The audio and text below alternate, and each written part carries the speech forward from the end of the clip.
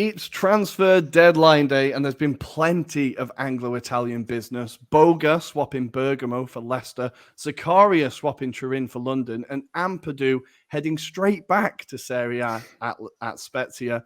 But the only transfer we care about is not Anglo-Italian, but it undoubtedly steals all the headlines. It is, of course, Piontek to Salernitana. The gunman is back. Here we go. Si parte. Welcome to the Anglo-Italian pod. My name is Ruairi. And for the first time, all three of us are in a room, kind of, together. And I'm joined by Adam and Andy. I'm going to start with Andy. How are you, mate? Yeah, I'm good, mate. Been busy, but life is good. And Adam? Yeah, no, absolutely buzzing to be back on. I heard that there was a trio that's going to join us, but it wasn't a certain hard drive, so it's definitely us three. So it's all good. It's all keeping well. So yeah, no, busy week, but glad to be doing the pod. It's always the welcome distraction, and you know the weekend's close when it's time to record on a Thursday, right? You're like, we're nearly there. We are nearly there.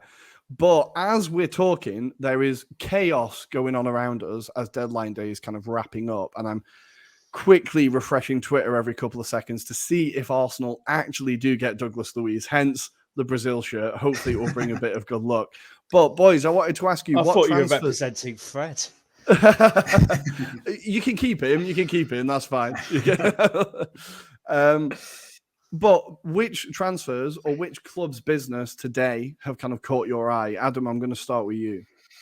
I mean, it's a hard one, but it seems to be a lot of Serie A recently in the last few hours. So it's not particularly one club, but even last night when I saw it, it's like Sergino Dest being linked with AC Milan. He's also heard about the business at Inter Milan. So it seems like Gosens is potentially going to Leverkusen and then being replaced by Alba from Barcelona, which would be an interesting replacement, to say the least. But as you've alluded to, there's been a few moves, especially with the likes of Monza as well. So they haven't had a fantastic start to the campaign. So yeah, it seems to be like a number of clubs in Italy that seem to be scrambling around for a few late bargains at the moment. Whether they are bargains is another question, but yeah, I'm sure we'll find out by the end of this evening, right? That could definitely be argued. I think one that's intrigued me, I think Inter endeavour to make each transfer window more confusing than the last. Gosens, I do not know what's happened there. I know he hasn't started great, but it feels like they've also not given him much of an opportunity. No. They've just confirmed that they brought in Acerbi from Lazio. I've never been convinced by that guy. I feel like Inter having some very, very strange business. But as Andy said, Sergino Dest arriving at Milan. Now, defensively, not the strongest, but offensively, he could be a hell of a signing. Him and Teo Hernandez as wingbacks. That's pretty promising for Milan. This week, obviously, bought by Redbird as well, the same owners as I want to say Liverpool and the New York Yankees, I want to say. Correct, yeah. So we know things are going to be sensible there. I feel like there's been some great business in Serie A. Boga heading to the Premier League, I'm actually pretty excited about. He was great at Sassuolo, not been great at Atalanta. Could kill it at Leicester, who definitely need the help, I think, at this point. That's it. Andy, which club or which transfers have caught your eye? Well, I think in terms of club, I think you've got to look no further than Nottingham Forest. They've literally done what I do on Football Manager, and they get like a promoted side, and they've just tried to essentially just get every single player available on the market. I mean, they've spent something like 150 odd million quid on an awful lot of players. I mean, I thought Fulham went hardcore a couple of years, but when that mad window they spent 100 million, got like that Andre Schürrle and all that kind of stuff. It's just absolutely sign. I mean, the weirdest one is how Morgan Gibbs White, who's worth, checks notes, £42.5 million. Like, only, I think it's either 7 million more or less than Arsenal paid for Gabriel Jesus. I can't remember which side of it was, but I think it's 7 million pounds more than we pay for Gabriel Jesus, which is mental. Absolutely mental. Wolves have properly pulled their pants down there. I think Forest, the one that blew my mind is Willy Bolly going from Wolves to Forest. Seems like such a strange move. Obviously refused to turn up for the last game, but I don't know what you thought of that one, Adam. I just thought it was a bit. Is that just money? I don't see the motivation for that move. It could be money, but also it feels like there's maybe a sense of clashes at Wolves, should I say? Because Dendonk has supposedly gone to Villa as well, so maybe a replacement for Luiz. But then, it doesn't seem like there's a harmonious kind of atmosphere at the moment with Wolves. Even after last night, I heard boos, and it sounded like it was more Wolves fans than it was Bournemouth fans. So I think there's a lot of maybe disgruntlement around the fact that they haven't done a lot of business. If you think about it, they only bought in Nathan Collins, and I think there's the Serbian striker as well from Stuttgart. It's not been fruitful in that respect, and I think they were crying out for more reinforcements. So it'll be a question mark to see what they can do in the last few hours. But certainly feels like they're a team that are probably got enough to stay in the league, right? I don't think they're going to struggle, but I think they could be brought into it if they don't get a few results along the way. So let's wait and see anyway. Yeah, I'd really be surprised if Bournemouth fans were booing a 0-0 if they didn't boo a 9-0. I think they would have been delighted with that. But before we move on to the Euro review, I wanted to very quickly talk about Fulham, kind of Andy quickly mentioned them, and how they seem to be tanking their own great start to the season. I think signing Willian is, as an Arsenal fan, I despise that man. He is the worst transfer we've made in recent history, and there's some big competition in that category. He is undoubtedly the worst. I think it's such a strange move. And then bringing in Kurzawa from PSG. Now, he's a player that I know from lots of FM players know because he's really cheap and he's very good. But it's because FM hasn't quite perfected the personality thing on the game and how much that affects things. I think having these two personalities in the change room there's the potential for it to really upset what's been a really great start to the season for Fulham. Like, if they hadn't have lost to Arsenal, they would currently be top of the table. Like, they have had an incredible start to the season. I just think these two transfers have the potential to kind of upset that. What do we think, Andy? Yeah, I think they've done some really smart business. I think they've signed a lot of players, which I think we've got a little bit to prove. With but Leno as an example, like he got disposed at number one at Arsenal, probably wasn't too happy about it, and I think he's still got international ambitions, so he's going to benefit from it. Another one is Andreas Pereira, who's, to be fair, he's ridiculed by United fans. He's been incredible, but we always called it a pre-season Pirlo because he used to score some absolute bangers always in pre-season, and then when the actual football started, he was absolutely shite. I think there was that banter period when we had Fred, McTominay, and Pereira in the centre of our midfield. It's but now he's come in with a bit of something to prove, and I think they've done well in signing those kind of players. I think the Willian transfer is just strange. I said it on the WhatsApp group earlier. Like, he's done nothing. I mean, I think he got pretty much he quit his club in Brazil because like the fans were going at him and stuff like that. So I know he's someone who definitely his motivation has disappeared. But the only promising thing for Fulham fans, I would say, is that the one game for Arsenal where I thought, man, this guy could be a good signing, was at Craven Cottage. So maybe he just really likes that ground and he'll be fantastic for Fulham. We don't know. Adam, your first thoughts on Willian and Kazawa to Fulham? Yeah, that's a weird one, isn't it? Especially Willian, because when I heard rumours first, I thought, yeah, that's got to be some agent just trying to make some money, really. But yeah, just the very fact that he is back in the Premier League is very strange in itself.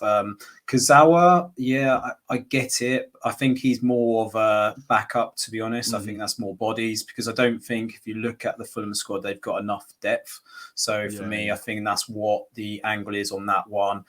He gives a bit of experience at the European stage. So again, I don't think he'll do too badly in the Premier League. But that said, Fulham haven't got a great record when it comes to random signings, do they? So the one player, though, I want to shout out is Paulinho, who they brought in from Sporting Lisbon. So I think he's had a fantastic start as well. But yeah, I mean, it is a bit of a random signing, I have to be honest. I think they could do better than those two, certainly. I think their fans might think so too. But we do need to go to the Euro review. All these signings are still going on. So on our Monday show, when we are back on our live Monday shows from next Monday, we will be reviewing all of the transfer business and talking about the start of the Champions League. Damn, I'm pretty excited. But for now, we need to talk about some midweek action. So it's ready, guys. All three of us. Now, the blimps only ever carried 2 people, right? It's only ever carried 2 people. We're going to see if it can carry 3. That's not a comment on any of our weights, I promise. But let's go to the Euro review. Good news, guys. The blimp could handle our huge heft, and we are now in the air and ready to talk about midweek action. The first midweek action of the season, I think, right? Yeah, it's pretty exciting. Yeah. And we're going to have a few of those as well, aren't we? Yeah. It did feel a bit mad in the middle of August. For it to be August and have midweek games did feel a bit mad, but it was a welcome sight for many teams, maybe not for all of them. Adam, I'm going to let you kick us off. We're going to go for the Premier League. What is the first headline that we're going to talk about in the Premier League? We've got to start off by talking about a certain Haaland, I think, and his hat tricks that he seems to be just scoring for fun right now. And I think there was a really good tweet that Andy received. I think he retweeted about Haaland's never going to reach the same levels as Salah in terms of goal scoring exploits. I think he's already proved that already in a few games. But I mean, that game in particular against Nottingham Forest, they demolished Nottingham Forest. I think Nottingham Forest were like obviously like animals in headlights kind of moments. They just really crumbled. But you have to say also, I think Man City are going to demolish a few teams this season on that basis. I mean, you know, had Alvarez as well, who scores some really good goals as well. I mean, from nowhere they bought on De Bruyne. They bought on De Bruyne, and that's the quality they've got off the bench.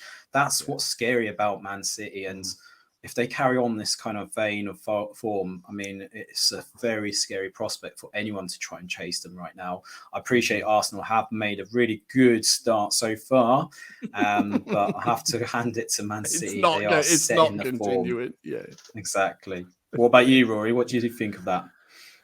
Yeah, I think Haaland first off hat trick. I was out at a comedy night actually last night, watching Tommy do stand-up comedy, which was good fun. But whilst he was entertaining the crowd, I did keep an eye on the score, and I was with our Italian friends, and I just showed the phone of first half hat trick Haaland, and everyone was just like, "Cazzola, how the hell is this guy doing this? Like, he's an absolute machine. He's going to kill it." It is terrifying how good a start he's had, and it's been pointed out a lot on Twitter. But I'm going to try and claim it as my own point as well. When everyone else is playing during the World Cup, Haaland is just going to sit down and relax and recover and have a month to just train and get ready. As even the most optimistic part of me being an Arsenal fan, thinking maybe this is the year that I'm desperately trying to shut up, is very aware of the fact that Haaland has a whole month to recover. And no matter what we do, the second half of the season, he's going to be there. It is like the rumors of the managers all calling each other to try and figure out how the hell they're going to stop Haaland. Like, this is a striker that the Premier League has never seen before. The scoring records are going to be completely annihilated by this guy, I think. And it's only his first season, and City are still getting used to playing with him. Like, it's terrifying. Like, what have your first impressions been, Andy, for Haaland? Like, obviously, as a United fan, you must be delighted to see how well it started. Yeah, I mean, yeah, obviously, you, as a United fan, you hope he kind of like flops and has an injury and never plays the whole season. But no, it's, I think anybody with half a brain knew that he was going to do well when he came to the Premier League because, you know, the thing that people always say about the Premier League is that, oh, it's big and physical. Some of these strikers coming over from, you know, the old sort of stereotypical point of view, sometimes xenophobic point of view that, oh, he won't be able to do it in a cold, wet Tuesday night in Stoke. I mean, that man was built in a lab. You know, he's played like cold, wet Tuesday nights in fucking Norway. He's been there, like. You know, he's a physical, you know, he's a physical specimen in that respect. You know, when he's bigger and more powerful than anybody else that's there, you can't stop him. And I think, you know, take away the physicality, there's still an exceptionally good finisher and footballer there. And I think Guardiola will probably add more to his game over the years. But let's be honest, he's been brought in purely as a finisher. They've been brought in, you know, City have brought him in to turn those tight results into, you know, full wins. Like last season, those kind of games, they'd win maybe 2-0 and struggle for a little bit. You know, he gives them out. And we said on the pod like last week that we just need to give him the ball a bit more. Now they're doing that. He scores 6 goals in 2 games. And that tweet saying that, he won't break Salah's record of 32 goals because he's getting injured. I think 32 is not actually that high. I think we're looking at, Jimmy Greaves' record or something like that, or somebody else, like the record is actually roughly in the 40 marks, like 49 or something. I think that's the where first division, I think that's where, because football did start before 1992. But I honestly could see Haaland getting 40 odd goals easily. If you think about the amount of chances City will create and will continue to create, if he stays fit, then God help us all.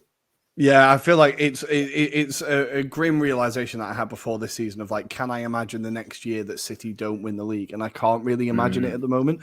And with Haaland, it's just even harder to imagine. I'm like, there are no weaknesses in that team now.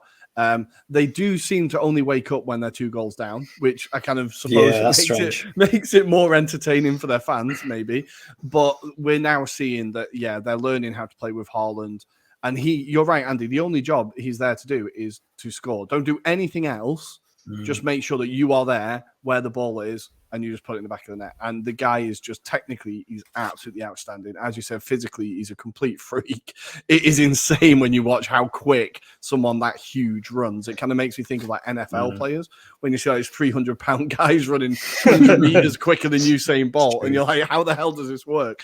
Like Haaland has that same kind of profile. It's just terrifying. But poor old Nottingham Forest.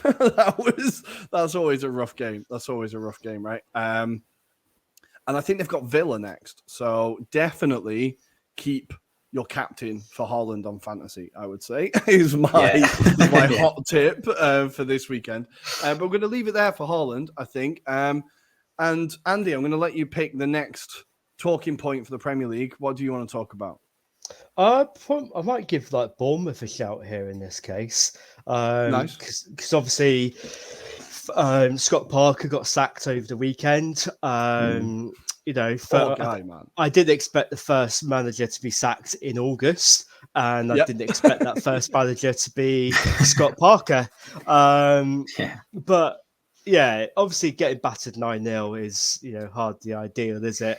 But I think when I was watching Match of the Day later on, his post-match comments were virtually a "sack me now." I think when you listen to it back, he said that, you know, this 9-0 will happen again, will happen again. The players aren't good enough. The ball's done a shit job. I haven't got enough players in. I need some help. And it was a very sort of defeatist attitude.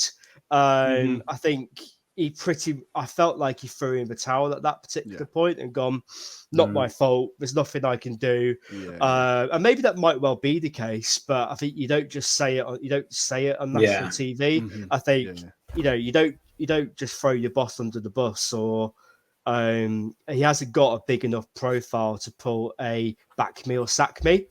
No, it kind of felt like, on Football Manager when you press the leak to press button and you're going to get sacked. It kind of felt like that, where he was like, fuck, it's the only card I've got left. It felt like he was defeated. I think he's been treated incredibly harshly. Yes, 9-0 is obviously terrible, but they also faced Liverpool, Arsenal, and City, right? So they've played 3 of the top 6 teams.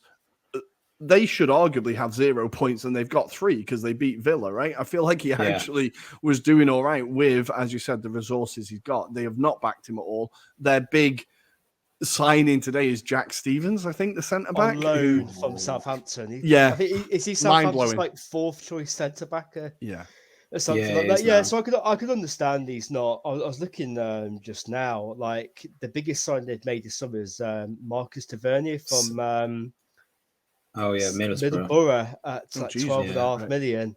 And that's so they got Marcus Sensi as well, didn't they? Yeah, that was like a few million. Like that's not the best. So I could understand him being pissed off, but it's obviously what's gone on behind the scenes, which I think has contributed to sacking. And I think a good barometer of checking your gut instinct is always to sort of look at the replies from supporters.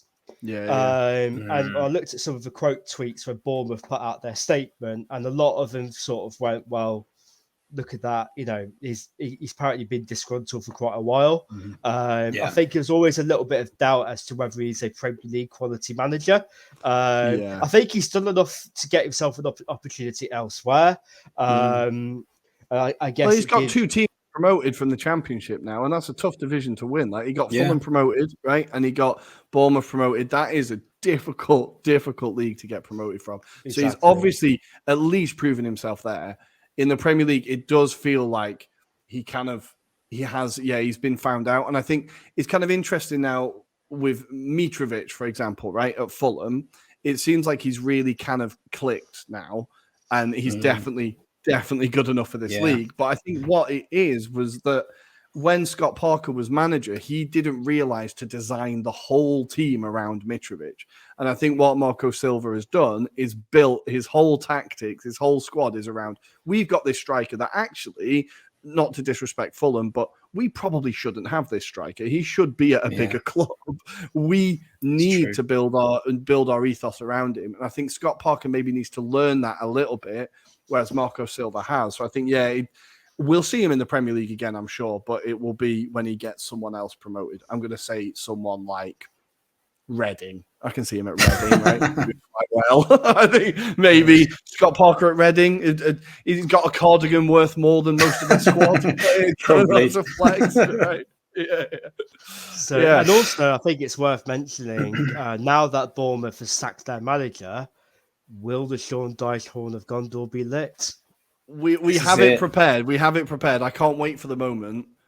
If it happens, it has to happen, right? Who else could they really be looking at bringing in? Is it going to be someone where they just promote from within and see what happens this season already? Or do they have to try and Adam, if you're in charge of Bournemouth now, apart from not sacking Scott Parker, where are you looking for your next manager?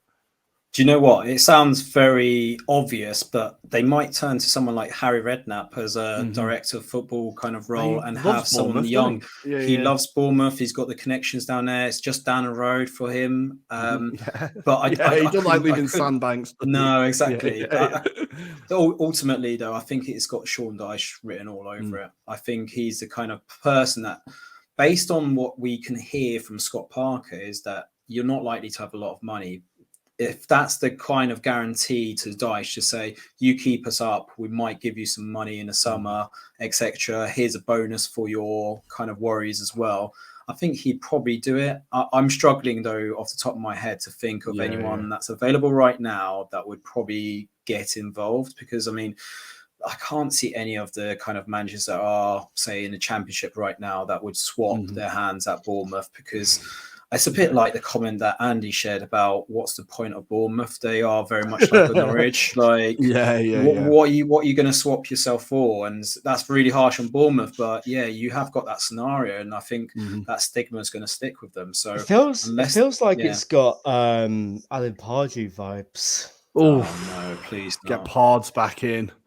I mean, let's might be as well honest. just bring out Tony Pulis as well. Yeah, why not? It depends. Gary Megson's still about. It depends how desperate they get, though, because I guess the only thing that's on there about Sean Dyche is obviously, like, you know, I'm not sure whether he's going to move that far south.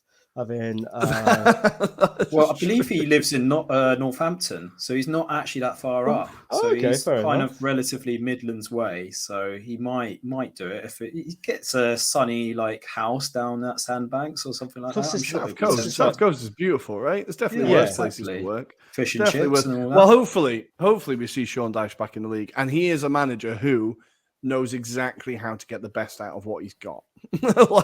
He is their best option, really. He is their best option, I think. Hopefully they bring him back. We'd all love to see Sean Dyche back. I am going to actually, I think I've waited long enough. I'm actually going to try and talk about Arsenal now. And 5 in a row. 5 in a row. 5 in a row feels like a big thing. It felt like a huge... Like last night, again, I wasn't able to watch the game. I've watched the highlights plenty of times. Do not worry about that. But I was checking the score and I was like, just 5 in a row just sounds good. It just sounds good. It feels like a milestone. It feels like a thing. Yes, we've got Manchester United next. And yes, they love to end runs of ours. And there's a lot of history there. But 5 in a row feels like something. If we look at how we started last season to how we started this season, I cannot believe we've got here. I know, as Richard Keys was so keen to point out, we've achieved nothing, right? I know we're peaking too early. We are definitely peaking too early. October's going to be shit. February, March is going to be shit. Like, I'm fully aware of how hard this season is going to be. But the start to this season has been, honestly, just years of watching Arsenal has been painful. And finally, we've got a team that we like, playing great football, winning games that they should be winning. The atmosphere at the Emirates looks incredible. People are at the stadium 2 hours before kickoff. Like, the club is revitalized, and it is just, even if we only get top 4 this season, even if we get top 6 this season, the attitude around the club is just so much better, and I'm just absolutely delighted. I'm going to finish there. It's just beautiful. Like, from the outside, I'm going to go to you, Adam, first. I know Andy's probably going to have a certain view of it, but I'm going to go for you, Adam, first, before he bursts my balloon. From the outside, what do you make of Arsenal and how they've started this season and the transformation? I think I've been really impressed. I think what's more telling is the fact that the last 2 games where seemingly you may have struggled in the past, I think you've got over that now, and it seems like you've got a bit more confidence about the style and the way you're going to go about things. There's a certain confidence that seems to be there amongst the players, and you can sense that in the fans, the atmosphere down there. So even when there's been times where in the past you would have maybe crumbled, actually, Arsenal seem incredible right now. And if they can continue that for at least, say, 10 games or more, then you could be onto something. I really do feel like Arsenal will be in the top 4. I predicted that before the season started. But I have been pleasantly surprised, I suppose. I think those games like against Villa last year would have probably ended in a draw. Whereas this season they seem to have a bit of an edge. They've got some quality strikers right now in the likes of Gabriel Jesus, and Martinelli seems to be linking up really well. But even yesterday, you saw like the likes of Saka coming into it a bit more. Odegaard is another player that will be refreshed after Qatar, so he'll be really very true. For Arsenal. Very true. And just defensively, you look strong. Like I'm not going to say any more, but I think what we should also just shout out just very quickly. Villa look really poor at the moment. But they do. Let Andy do that job for me instead. No, they do look terrible. Andy, let's talk about Villa. What do we think? I think they're in trouble, to be honest. They're another club that don't seem to have particularly good rumblings about it. I've been saying for a while that, it feels like Steven Gerrard still doesn't know who his best 11 are, is what his best attack combination is. And yeah, obviously they were a little bit unlucky losing Gabriel in defence for quite a long time. But yeah, they just don't seem like a team that's in sync with each other.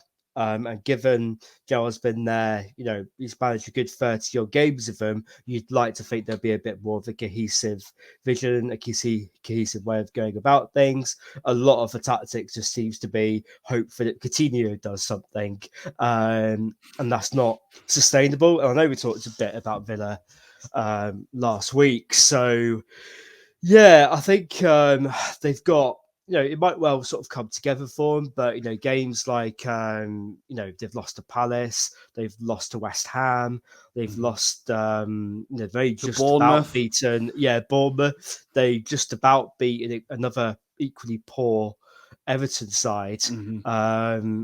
So, yeah, I think looking at the next sort of few fixtures, they've got City. Man City next. Yeah, they've got Man City next. That won't go well. Leicester and Aston Villa, I think, on the 10th will be a really interesting game because obviously Leicester in not particularly great shape either. And I think going back to Arsenal, I think you are absolutely right, actually. There is a clearly unified squad of players that fight for each other, get on with each other. They've got rid of the bad eggs. Getting rid of Aubameyang, among others, was probably the best thing that you could have done in those circumstances. And I think Arteta's done really, really well to kind of ride out the bad moments. And to be fair, the board have allowed him to ride out those bad moments, because I did think last season there was a few times where I thought surely he could have been sacked, because I mean, I still love the view that apart from the FA Cup, when Arteta still largely hasn't really achieved anything in the league. To put it out there, only got a Solskjaer finish ahead of him and got consecutive top 4 finishes. So I think there's still a lot further to go. If you look at their opening games, they haven't really been behind. I don't think they've been behind at any stage in the 5 games that they've played. We did against Fulham. Fulham's the only one. Sorry, you came back to it on 2-1. But generally speaking, it's not you've played 2 promoted sides, a really poor Villa side, a Leicester side that are. And we beat them all. There we go. Yeah, so you've won the games that you've been winning. You're supposed to win, but I guess the thing with Arsenal is you always tend to find out what they're about in the high pressure games. Yeah. So it'd be interesting to see what happens on Sunday when you play Man United. Because that's I feel like that's going to be eventful. Well, the thing is, it taught me a lesson, right? This week, I've kind of learned a lesson that no matter, Arsenal literally could not be in a better position coming into this game, right? Won 5 in a row, perfect start to the season, and still, I am not optimistic about the game against Manchester United. I feel almost more scared than if we'd lost the last 5. I'm like, there is no way you can be optimistic in football. That's what I've learned this week. I'm just incapable of optimism when it comes to Arsenal. So let's just cross my fingers and see what happens. But before we move to Serie A, I wanted to very, very quickly talk about the chaos at the end of Liverpool-Newcastle and a certain Swedish striker who looks like he could be very exciting. I'm going to start with Andy. What did you think about the added time at the end of the game? Were the Newcastle fans and management right to kick off? I kind of think they were. Yeah, I think you've had obviously all the smart asses, which happen to be Liverpool fans, giving it the whole, this time was deducted for this time was deducted for that. And yeah, you can understand where that comes from. They've gone, well, by the letter of the law, we've deserved this extra time. But I just maybe that's how it should be.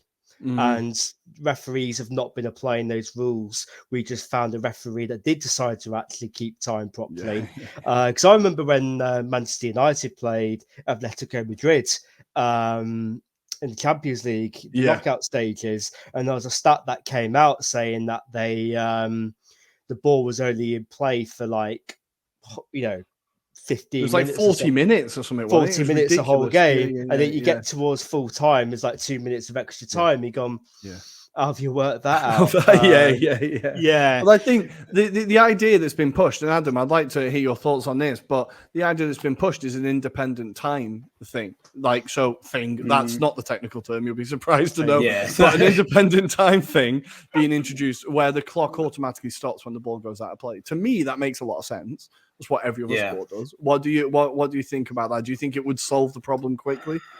I mean, you'll always get conspiracy theories. I think with this one, it was interesting. What I saw was they reckoned because Nick Pope had gone down for 90 seconds, that was what was added thereafter.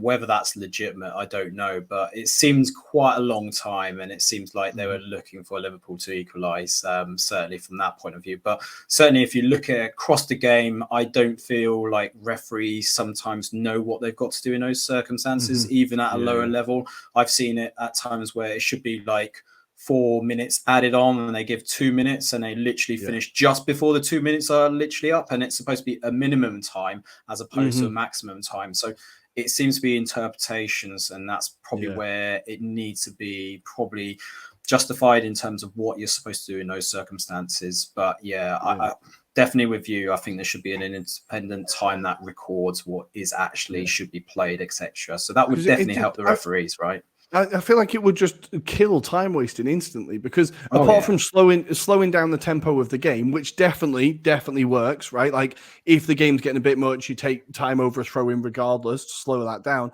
But I think it would drastically decrease the amount of time wasted and pointless like fake injuries and stuff that we see. I think we know that FIFA moves at the rate of tectonic plates, so it's going to take a very long time for it to get here. But I think at least it's now being discussed. But before we move on to Serie A, we need to talk about Alexander Isak as well. Could have had 2 goals, arguably should have had 2 goals. The second finish was absolutely beautiful. I'm really excited about seeing this guy in the Premier League. It looked for a while like he'd end up at Arsenal. We got Gabriel Jesus instead. Definitely not complaining, but he's definitely got the profile of a kind of Thierry Henry, not just because he's wearing number 14, but I feel like he's tall, he's physical, he's fast, he's athletic, he cuts in from the left. What did you think of him, Adam, from his first performance? Were you impressed by him? I thought it was outstanding at Anfield. He looks really good. I think there's always been a potential about him. What's being kind of written about his time in Spain, though, is he hasn't been prolific. So it'll be interesting to see how he gets on in the Premier League. Certainly, I personally feel like the Premier League suits his game more because he's going to get the ball a lot more often. Being the focal point, it seems, at Newcastle as well, that's going to help a lot. And given that Callum Wilson is pretty much injured most of the time, that will give him a lot more game time as well. But certainly, I think this is a really good and promising move from a Newcastle perspective, because I think all of the other signings they've brought in have been very sensible ones. This is one that looks like it's set for the future. So they're looking to have him for a number of seasons. And I'm really excited about what he can do in the Premier League. But we just have to give him time, because let's not judge him on one game so far. But certainly, I mean, you look at it, the quality is there. You can tell that. And I saw that in the national side with him as well. He does look the real deal. So really excited about him. Nice. And before we wrap up, Andy, where do you think he can take Newcastle this season? What do you think would be a successful season for them as we see them wrap up their business? I think they've had a good window. Where do you think they should be aiming to finish? I think top half. I think he's the top half of the good cup run. I think is realistic for them. I think they've still got probably a couple of windows, to be perfectly honest. Because I think the problem with Newcastle, it is like a 3 or 4 window job. Because they've still got a lot of absolute championship level dross sticking about in their squad still. So when you've just signed one of them, Martin Dubravka, congratulations. Yeah, that's about, I was going to sort of sweep that under the carpet, to be honest. But to be fair, he is a good keeper. No, he's a decent keeper. That's very harsh on Martin. That's very harsh. To be fair, he's a good keeper. I think they just brought in a better one in Nick Pope. And United needs a keeper to push De Gea, because you've got one, but we decided to let him go to Nottingham Forest instead. So we then had, in the classic Manchester United way, gone, oh shit, we need to get a keeper. We've only got one keeper. De Gea's, we've got Tom Heaton as well, but obviously with De Gea's somewhat dodgy start to the season, I think it was very much a last minute thing. Is that I quite like it. There has to be a few chaotic transfers on deadline day, and that's definitely one of them. But now it is time, I think, to go to Italy and talk Serie A. There's been some big games. Well, a lot of goals, I think. A lot of goals? Enough goals. I don't know. We'll discuss it. Goals. But there's been some exciting goals. I think we're going to start in the capital, because why not? And we're going to start with Roma's fantastic start to the season. So they ran out 3-0 winners over. Now, it was against Cremonese. No, it was against Monza. I kept getting those two teams confused on Twitter as well. I kept getting them confused. 3-0 winners over Monza. But stealing the headlines was Dybala getting his first 2 goals for the club. 2 beautiful finishes. The second one was a little bit fortuitous, but he was there in the right place, put it home. Roma now scored 6 goals in 4 games, only conceded 1. And the front line is really, really starting to click. Roma looking good. And Tammy Abraham setting Dybala up for the first goal. Adam, what did you think of Roma, and is Mourinho going to coach them? How good can they be? I'm excited about Roma.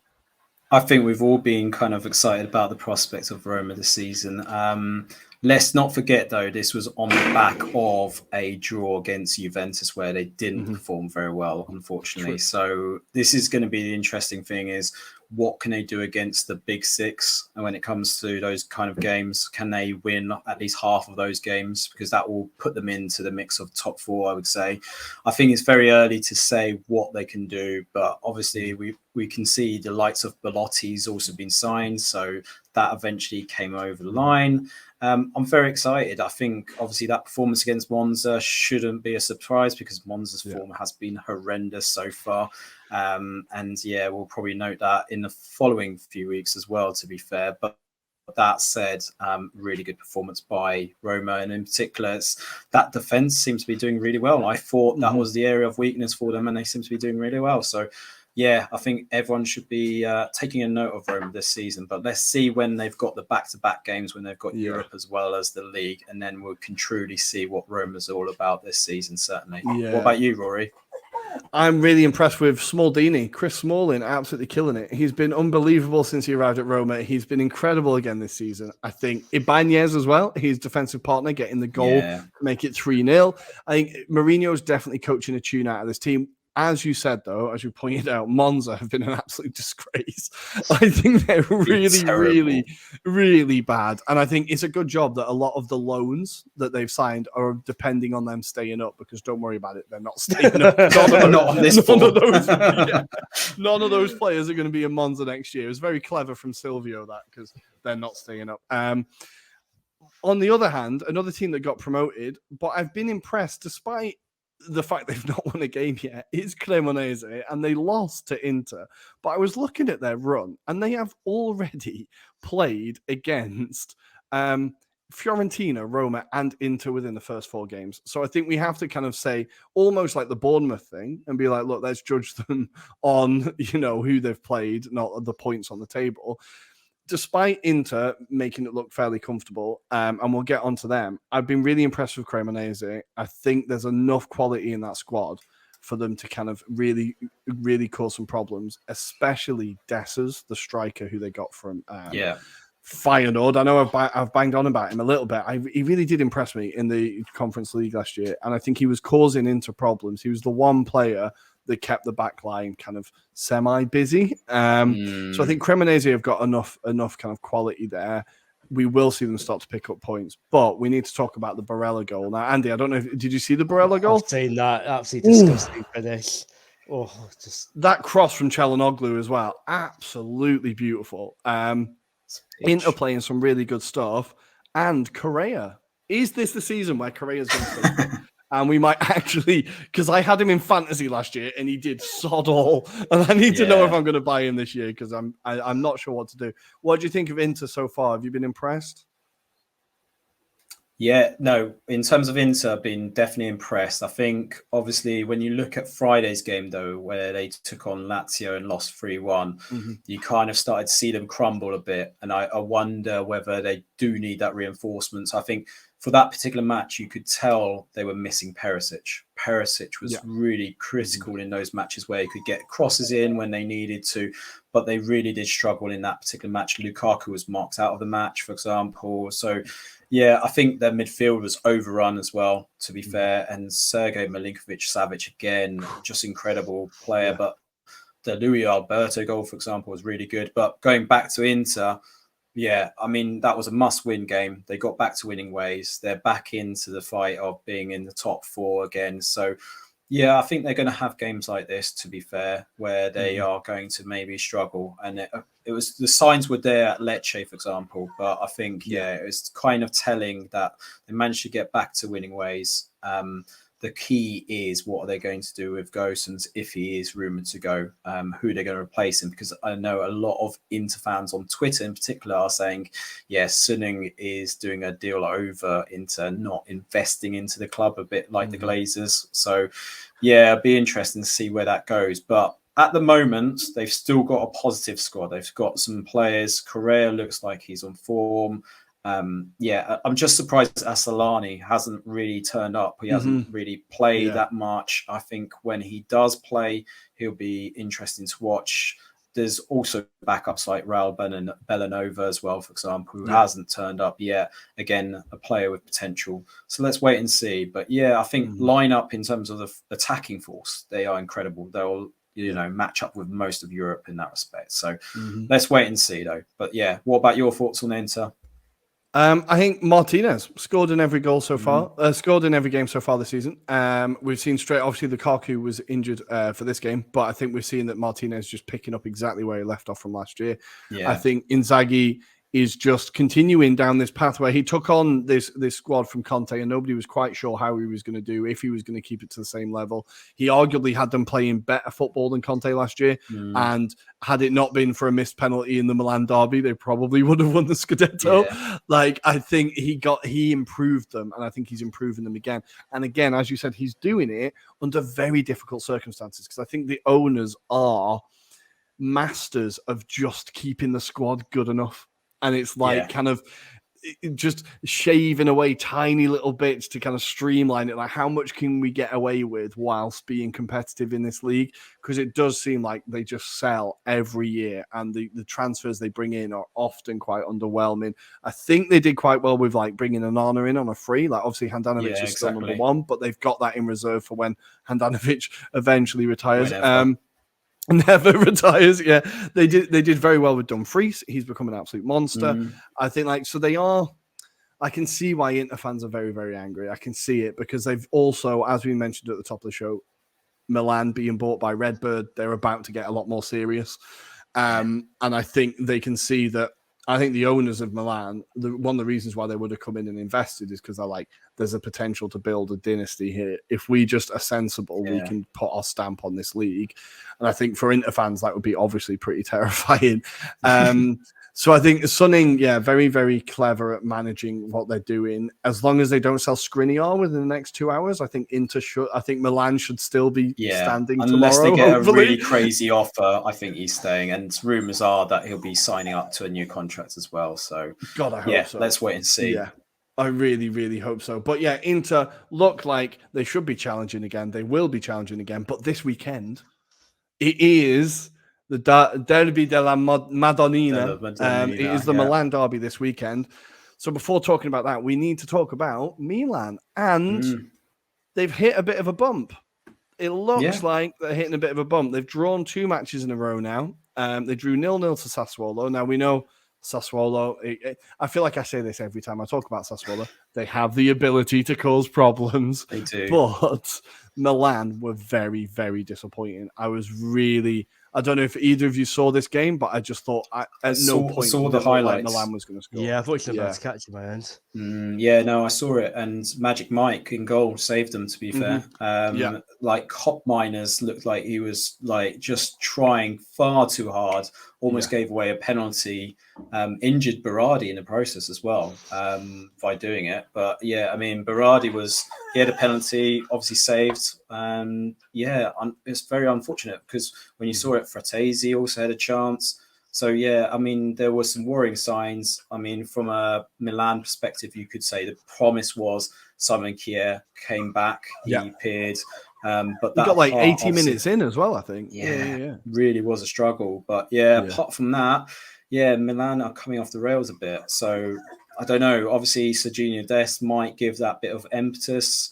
Again, I don't know what it is, though, to be fair, because they are kind of a strong side when you look on paper. It just seems to be potentially in games they struggle to get that inspiration at times, especially when they have to dig deep. And that's where maybe a Zlatan a few years ago would have changed that game for them. But they haven't. They are missing a couple of players, aren't they? Because obviously, Simon Kjær's been missing for 7 months. Getting him back is going to be huge. Getting him back, obviously, Zlatan's injured at the moment.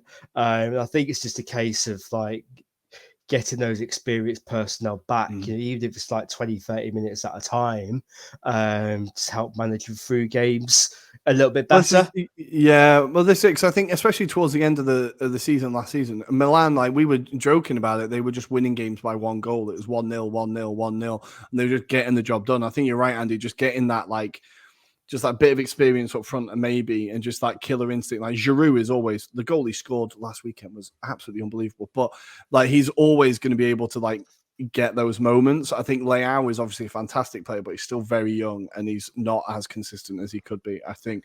But Milan, they're definitely going to be up there for the derby this weekend. I think it's incredibly hard to call. Last season, obviously, Milan had the better of it. The first one was a draw, and then they beat Inter in the second one. I feel like Inter, in the one game where they've faced decent opposition this year, they have not turned up. Against Lazio, they were awful. So this is a big test for them. I kind of put Milan as slight favourites, but that's only because I know that Inter are able to bottle any situation. What do you think will happen this weekend, Adam? And then I'll get your thoughts, Andy. I think it's going to be a draw. It's got a draw written all over it, to be fair. I mean, Lukaku's missing for Inter, so that might change the dynamic of the game. That said, I think the game is going to be won or lost in midfield. It's got to be one of those where it's one of the teams have got to dominate. Having said that, all the games that were played between the two were really exciting last season. There was never a boring match between the two. So it could be one of those that there is goals. I'm going to put my head on the line and say it's 2-2 because I think there will be goals in this one. Because especially with Handanovic in goal, I'm afraid he just, simplest of like saves, it seems to go past him. But I equally, Milan, they have got their moments in them. Theo Hernandez can just, concede a penalty when he doesn't need to, for example. So I could see that happening, but I think it's going to be a tight affair, that's for sure. Andy, what do we think? Which side of Milan are you going to piss off now? Who are you backing to get a result for this weekend? I'm going to go say it's a draw and not piss off either side. Come on. We do want Inter to win, right? Yeah. No, we can all say that. We all want Inter to win. But I think I'm going to say Milan are slight favourites, but I'm going to say that I've got to back in. Let's say Martinez, 87th minute winner. I'm not going to say what score it is, but I'm going to say Martinez is the guy to come up in the big moment and get the win for Inter. Fingers crossed.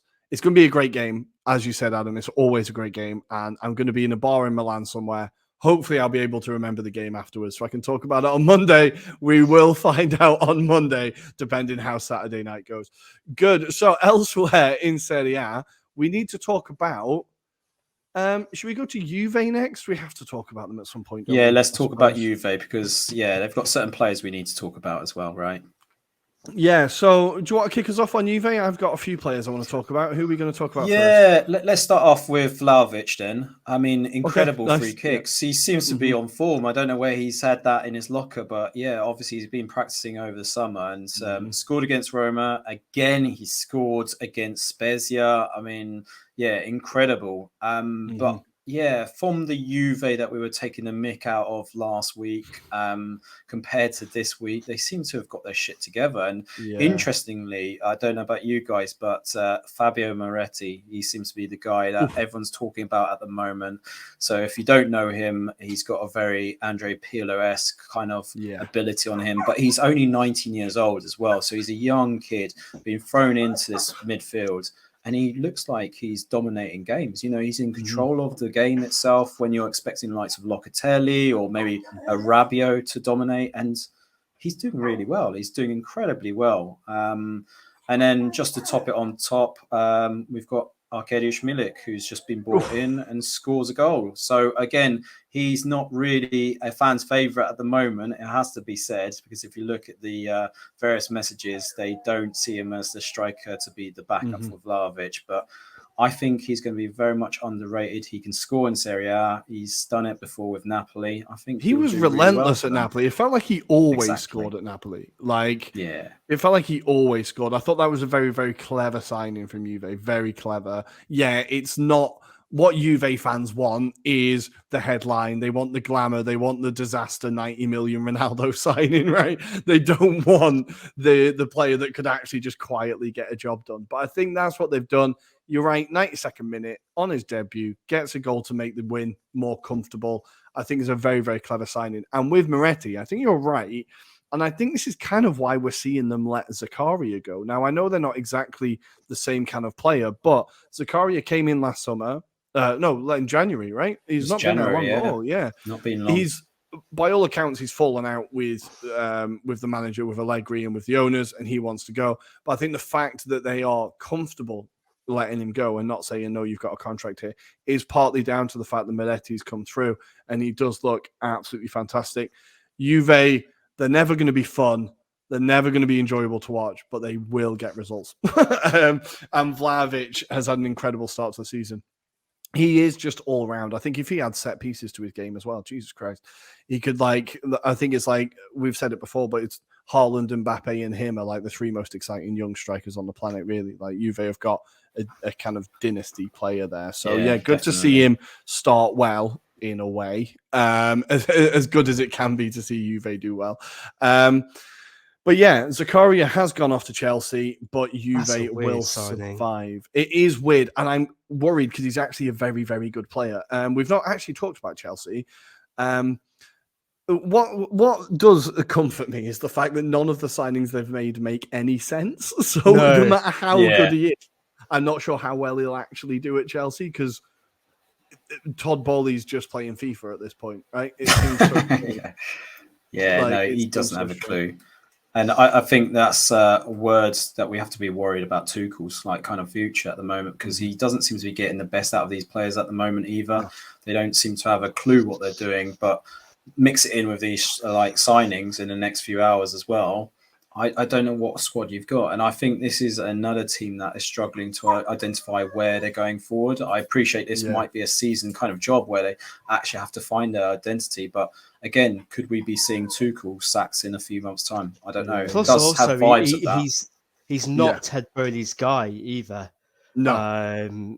That's the thing to bear in mind. He is still the remaining figure out of that old regime. I would love to know who Ted Bowley's going to pick as Chelsea manager, because I feel like it might be like the spirit of Johan Cruyff at this point. Like, I don't know who he would actually appoint, but it'll be interesting to see. Tuchel, interestingly, over his last 15 games, has the same record that got Frank Lampard sacked. So it's definitely not going well down at the bridge. But we're meant to be talking about Serie A, guys. We got distracted. Yeah. So the last game before I throw to you, Adam, and you can throw up one more talking point, I'm going to talk about Udinese beating Fiorentina 1-0. And Udinese, again, a team that always has the potential to cause problems. This is a huge result for them. Now, Fiorentina have now gone 4 games in all competitions without scoring a goal. They have brought in a lot of new attackers. I think it's taken a while for them to gel. Yeah. Antonin Barak is going to be a huge signing. It's just going to take time. But for Udinese, I think they've got the player that by the end of this season, all the clubs are going to be looking at, and that is Beto. He's had a great start to the season. Yes. He's a striker, again, who is huge, physical, but incredibly technical. He scores unbelievable goals. He scored a goal last season where he ran like the length of the pitch. It was kind of George Weah-esque. He scored from outside the area. He scored bicycle kicks. And he's also someone who's just able to get his head on it in the 6-yard box. Incredible striker. And Udinese, I think they could have a really good season between him and Deulofeu. And they've got Destiny Udogie, who has just recently signed for Spurs, but very exciting player. Udinese, a team to keep an eye out on this season. Fiorentina, you'll be fine. It's just a very slow start to the season. I was a little bit concerned for them, though. Yeah, I don't know if you saw this, Adam, but... Yeah, again, I saw the highlights. I think you've stolen my thunder, though. Deulofeu is the reason why they're doing so well at the moment. You can see his runs. And this wasn't just this match. You saw it against Milan as well. He is driving them at the moment. He's creating the opportunities. He seems to be the focal point. So that I suppose the worry would be is, are they too reliant on him? So what happens when he does go off injured? That said, like you say, Beto had a really good season last season. Again, having a really good one now as well. Becao at the back, I think, is a really solid defender. Silvestri is a good goalkeeper, for example. So I do think they've got all the hallmarks of a really good team right now. Again, Fiorentina, very disappointing. I think, again, they had a really good result against Napoli on the weekend. Coming into this game, I was very disappointed by the way they turned out. They didn't seem to get their game in the middle of the park right. Like you say, Barak seemed really promising against Napoli, less so in the game against Udinese. So interesting times for Fiorentina, Udinese. I think they're going to surprise some teams and people in general because of the way they're playing right now. I didn't expect them to be in the top half of the table, that's for sure. I think they've got all the hallmarks of potentially being in the top 10. I wouldn't say top 6 for now, but you know, who knows if they haven't got Europe, you know, they have a good cup run that might build up some momentum for them. You never know. No, I think it could be an exciting season for the listeners, because this video is going to be on YouTube. It is on YouTube. For the listeners' benefit, Andy has just disappeared and didn't say goodbye. I believe he's off to play football. So on Andy's behalf, goodbye, listeners. So you're stuck with just me and Adam now. I apologize. But yeah, Andy's gone. So, Adam, the last talking point from Serie A before we preview this weekend's fixtures. Let's talk about Napoli then. Obviously, this is the team that we've been saying for the last few weeks, how amazing and, you know, the potential is there. But like I say, about the Fiorentina match, they drew 0-0. Farah and the likes of Zielinski was brought off because they didn't have great games, unfortunately. They really struggled in the middle of the park, unfortunately.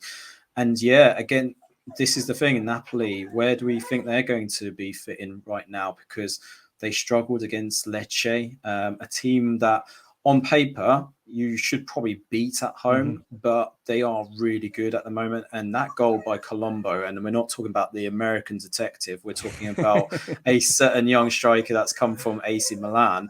He had a banger in him, an absolute banger, and it was fantastic. But what did you think of that performance, by the way? Yeah, I think Lecce we've seen, they made it difficult for Inter. They've made it difficult for every team so far. I think, look, there was, obviously, we definitely got a bit carried away with Napoli, but I think they were obviously every team's going to have moments where they struggle. I think the momentum for Kvara's start could obviously only go so far. I think Napoli will still be there or thereabouts. They've just slowed down a little bit. It feels like Napoli have changed their identity so much this year, and so many players have come and gone that these growing pains were going to appear at some point. Like they've sold a lot of players have disappeared on them this season, like including their club captain, and like it's a big like transition. But so I think they had an incredible start. They've slowed down a little bit, but yeah, it was a little bit lackluster. A little bit. You're right. The midfield didn't impress me at all, and usually like Anguissa, Lobotka, they usually are the standout stars for Napoli. So I think when they're not on their game, everything kind of falls apart, unfortunately. But Napoli will be fine. They will be fine, I think. So I think it's time to preview this weekend's fixtures. What I'm going to do, Adam, is I'm going to get you to talk about the Premier League fixtures that are standing out to you. And then I am going to preview the Serie A fixtures, and we can just jump in whenever we like. There we go, listeners. A bit of admin for you, but there we go. Let's go. So Premier League fixtures. Let's go. Let's start. So we have got the Merseyside derby, even. Sorry, should I say? So it's Everton versus Liverpool in the early kickoff. So that should be a very fun game. Certainly from the 3:00 kickoffs, we've got Chelsea versus West Ham.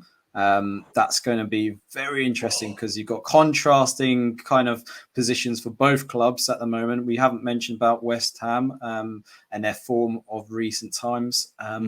That seems like it's got goals written all over that one. I don't think that's going to be a 0-0. I'd be very surprised if that is a 0-0, but certainly that seems like a very interesting game.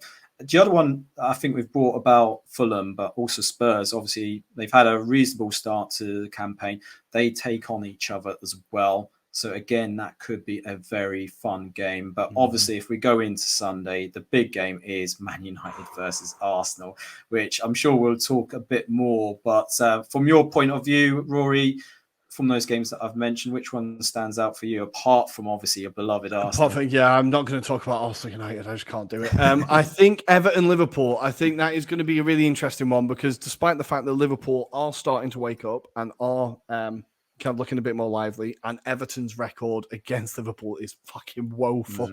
I think they could weirdly spring a bit of a surprise for Liverpool here. I think Everton have kind of got some good business done today. I think they've just signed James Garner. In the last few days, they've done some interesting ones, like Malpay as well. I feel like happen, right? If they can bring in like Idrissa Gueye in midfield and James Garner, who had an incredible season for Forest. I know Forest fans were super keen to keep hold of him. He's one of the few players they didn't actually sign.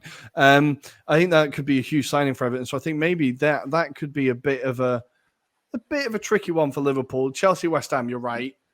There's going to be goals all over that. And West Ham do have a pretty decent record against Chelsea in general. But I'm going to say, Chelsea, West Ham. I think Chelsea, West Ham. It's a London derby. They hate each other. There's going to be plenty of fighting. It should be a good one. That Arsenal United, I'm never confident going to Old Trafford. That's long as I'm never confident going to Old Trafford. No. Never. Fair enough. Yeah, just one other game just to mention. Brentford versus Leeds also takes place on Saturday, which they seem to hate each other right now. It seems to have stemmed from their championship days. Brentford tried their best to relegate Leeds last season on the last day of the season. Yeah, this seems like a certain game that Thomas Franks will want some revenge as well for whatever reason that is. I have no idea, but he certainly doesn't like Leeds, so that could be a fun game as well. Is it a Pontus Janssen link? Pontus Janssen is obviously at Brentford at the moment, but I don't know what the beef is around. But certainly, from what I've gathered, both fans don't like each other, and most fans don't like Leeds in general, anyway. But this seems like another game. If you are a Leeds or a Brentford fan, please tell us why you dislike each other and the story of that. It's like Crystal Palace Brighton. There's a story there somewhere, right? Yeah, exactly. We just need to hear the story. Get in touch and let us know. I would love to know, actually. Elsewhere, the only other games we've got, Nottingham Forest against Bournemouth. Bournemouth probably going to lose that one, right? 6-pointer. Yeah. It's a huge game, actually. A huge game. Wolves taking on Southampton. Newcastle versus Palace could be an interesting one. That is an interesting game. Villa, as we mentioned, hosting Man City, and Brighton hosting Leicester City. Some interesting games there. Some very interesting games this weekend. We've also got Wolves Southampton. I think I might have skipped that one. It's probably worth skipping as well. Probably worth skipping. In Serie A, it all kicks off. It's all on big Saturday, isn't style it? On Saturday as Vlahovic returns to Florence and Fiorentina host Juventus. We have said that Fiorentina have not scored in 4 games in all competitions now. It would be a beautiful time to start scoring, please. But as we've said, Vlahovic in fantastic form, he's probably going to get a goal and he's probably going to celebrate. There is no love lost between those teams, those players, those fans. It will be a spicy one. And if that's not enough spice for your Saturday afternoon, we've then got, honestly, Saturday's a mad day in Serie A. We've then got the Milan derby, as we said. It's Milan's home game. It's going to be another feisty one. We talked about it. It's really close to call, but there's going to be goals. I'm super excited for this game. If you have any way of watching it, make sure you watch this game. And then after that, your evening isn't done. We've then got Lazio taking on Napoli in, again, two teams that absolutely despise each other. The fans hate each other. Two great teams that are going to go toe-to-toe. I think Lazio are kind of going under the radar a little bit for how well they're doing this season. Napoli, we've said, kind of slowed down a little bit. I think Lazio could get a big, big win here. It would be a statement win. And then on the Sunday, there are still some good games. Don't worry, not all the good games took place on Saturday, but most of them took place on Saturday. We have Cremonese hosting Sassuolo. It could be an interesting one. As I said, Cremonese now got a run of games where they could maybe pick up a few more points. Their performances have not been as bad as the scores have suggested. Spezia versus Bologna in a mid-table off. It could be fun. I don't know.